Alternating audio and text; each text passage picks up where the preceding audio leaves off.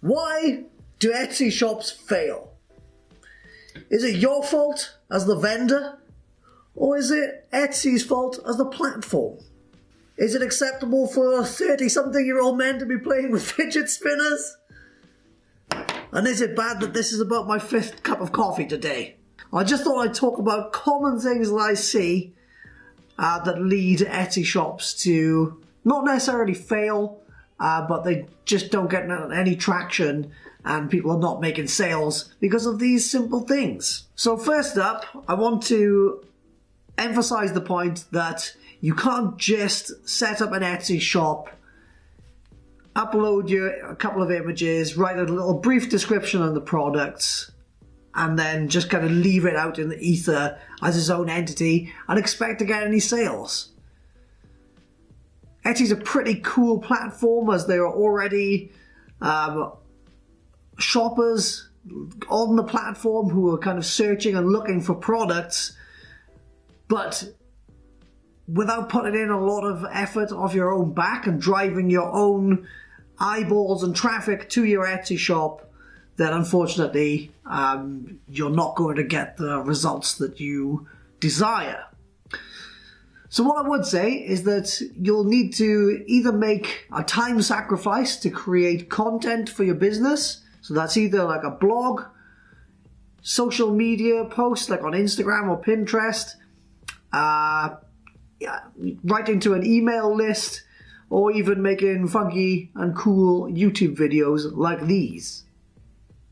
Or you're going to need to make a financial sacrifice and drop some money into advertising, and that can either be natively on the Etsy platform or through a huge variety of other platforms like Facebook, Instagram, Pinterest, YouTube, Google, you name it, there's an advert platform out there for you.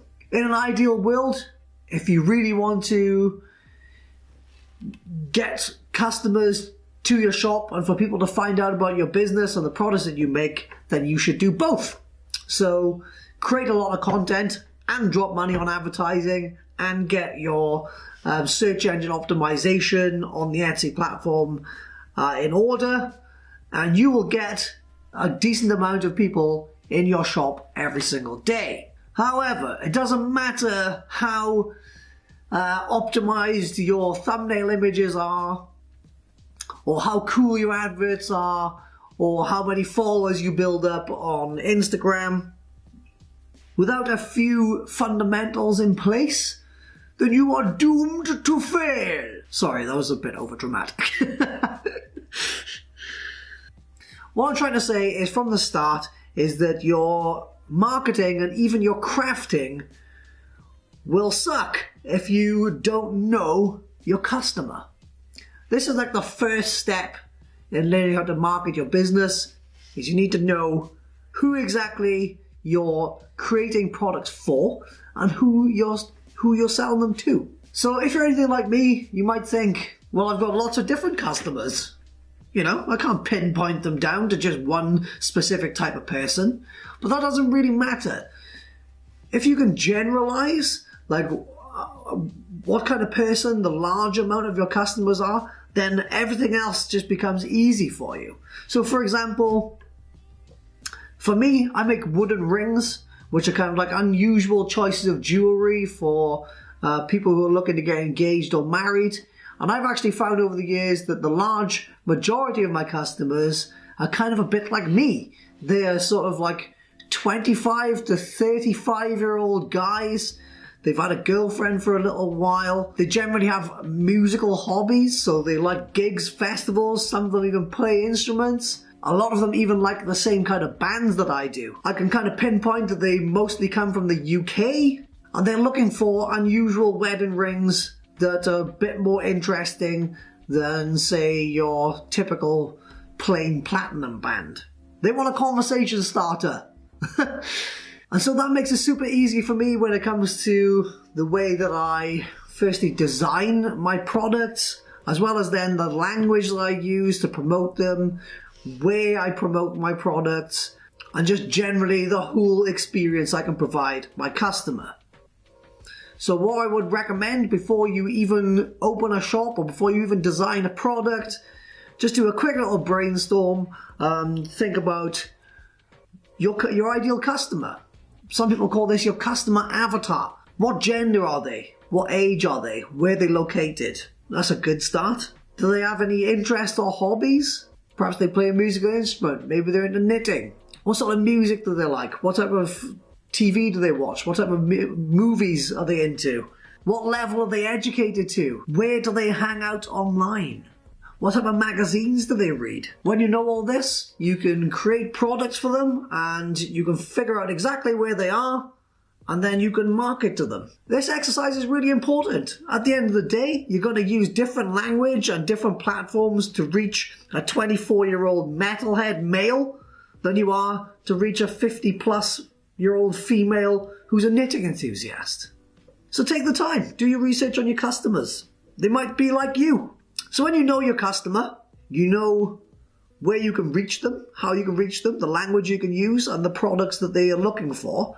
And so a lot of the times I see Etsy shops just failing as soon as they come out of the gate because their products are just cruddy. They're just not good. They're half-baked, homemade products. There's a difference between handmade and homemade. Handmade has connotations of quality and an eye for detail, something that was made with love. Whereas homemade is just a bit amateurish. So I would recommend making sure that your products are on point. What is a good product? It should be useful, so it actually has a purpose. It's extremely well made and attractive to look at. It needs to be repeatable, so you can get the materials and create the same designs over and over again in a streamlined process, which just makes things easier for you. And they should be priced fairly to the customer, to yourself, and to the market in general. Don't be coming up into a new market, trying to undercut all of your competitors and selling a subpar product for cheap, because you will lose money, you will burn yourself out, and you will fail. Provided you've got all of your ducks in a row, your products are good, you know your customer, you know where to reach them, and you're doing a good job of creating your content that will draw visitors to your shop and provide value to potential customers, then you'll be halfway to succeeding. Because the other half, when it comes to selling on Etsy, is that you have to play by the rules of the Etsy platform. Etsy is an awesome platform for new sellers, especially if you don't have a big following yet, or you haven't put out a lot of content, and you don't have a massive footprint online or a huge advertising budget. It's like a big shopping mall where there are already buyers browsing for products, and it's a really easy thing to start. The barrier to entry is very low. You can literally take a few nice photos of the things that you make, write on a product description and upload them, and you can be selling within a day. Within a few days, you can potentially be making sales. However, it isn't always that easy.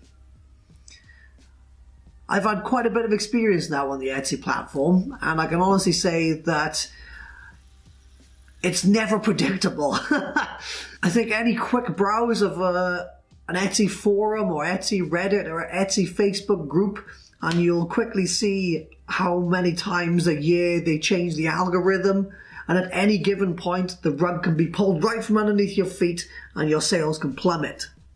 So why do Etsy shops fail? Sometimes it's not always your fault. Sometimes the platform can literally throw a spanner in the works. So the police. So what can handmade crafty people, crafty businesses do to avoid losing money and being unsuccessful in business? Well, get all of the things I mentioned in place. So you know your customer, you know about your marketing, you'll build up a big audience, and treat Etsy like your own website. Drive your own traffic and become the master of your own destiny. What I'd also recommend is to not rely on Etsy as your only source of income as a handmade seller. There are lots of different avenues available to you. You could sell in brick and mortar shops, you could sell at craft fairs, you could teach other people, run workshops, be creative. You know, you can even make money from your content. You won't make much money. I know I certainly don't, not for the effort. Anyway, that's my advice. Those are my thoughts. What do you think? Have you had any luck with Etsy? Do you think that the platform has changed for the worse over the last few years?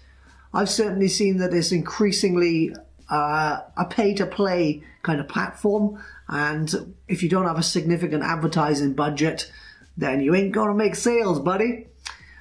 So let me know your thoughts. Did this video help? Where are you at in your Etsy journey? If there's anything I can help you with, leave me a comment and I'll see what I can do. I've also got lots of other videos on my channel, so go and check those out and subscribe if you want.